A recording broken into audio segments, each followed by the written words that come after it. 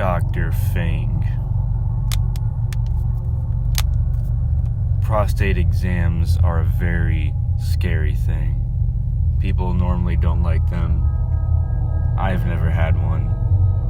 But once in every man's life, they must visit Dr. Fing.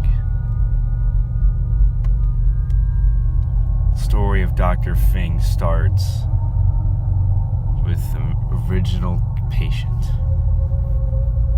No one knows the original patient's name, but we know he existed. There had to be a first knuckle.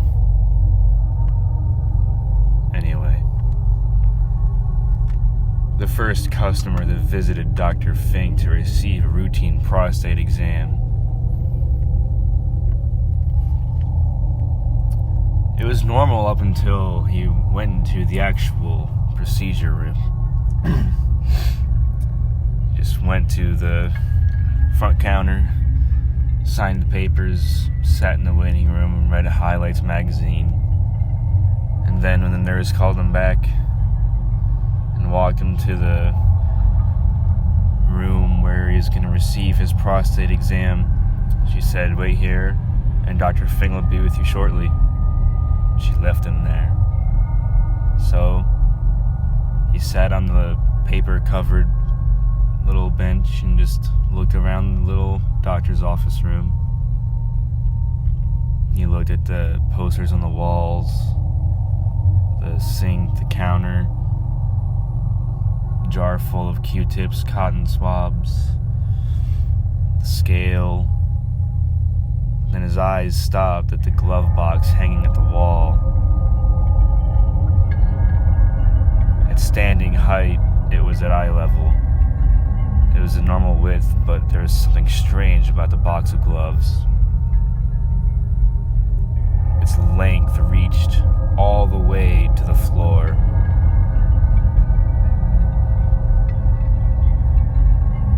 This confused the man very much. The time that it took Dr. Fing to enter the room seemed forever.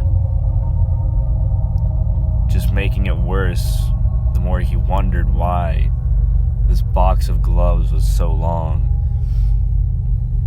Put him into a state of fear and confusion, which prevented him from getting the courage to get up and walk over and inspect the box himself, out of fear of the doctor coming in right at that very moment he would be inspecting his belongings. So he stayed waiting for Dr. Fing to arrive.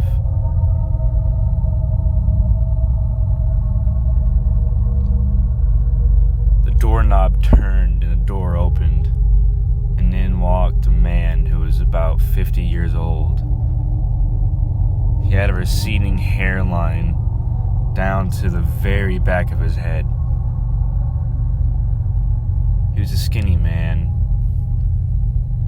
He seemed like he had a good BMI. He was very skinny, but he had very long limbs. And then the purpose of the long box of gloves was realized when he saw his hand. Dr. Fing's index finger reached all the way to the floor and curled in a weird bundle at the bottom, and a bunched up mess of knuckles. Dr. Fing walked over to the box of gloves without even saying a single word or looking at the patient in the eye. He just gazed at his hands.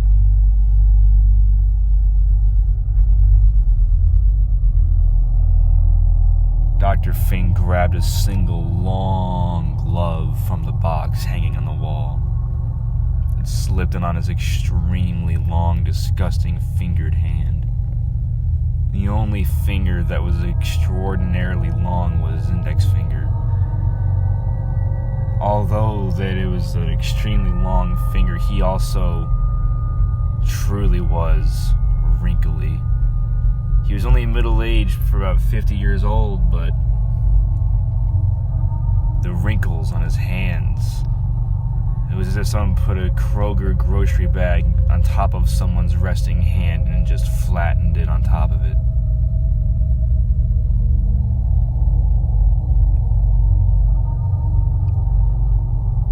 The man knew that the prostate exam was inevitable. If he were to try to escape, he would be so horribly punished.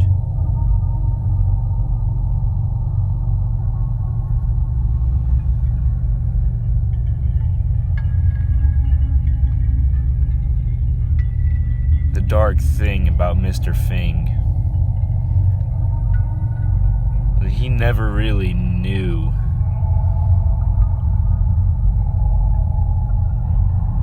why his name was not just Dr. Finger.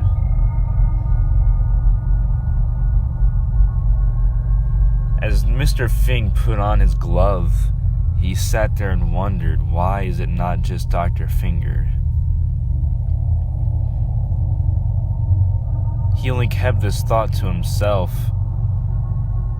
And it was this moment when Dr. Fing was finished putting on his glove, and he muttered the first words he had said to the patient.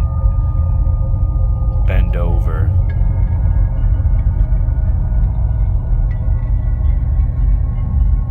The patient did as he asked.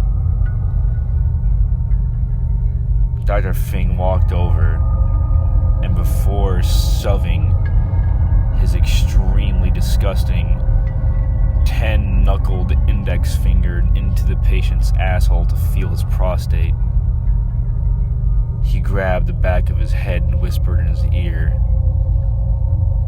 "I'm gonna send you to the ER." The patient then felt what felt like anal beads being pushed into his ass. The pain he felt was unlike anything he had felt before in his entire life. All that he'd known next was he awoke in the ER on an emergency surgery bed, and the last thing that he saw before he died was his hands, for his index fingers had been missing. And he had realized why he'd been called Dr. Fing.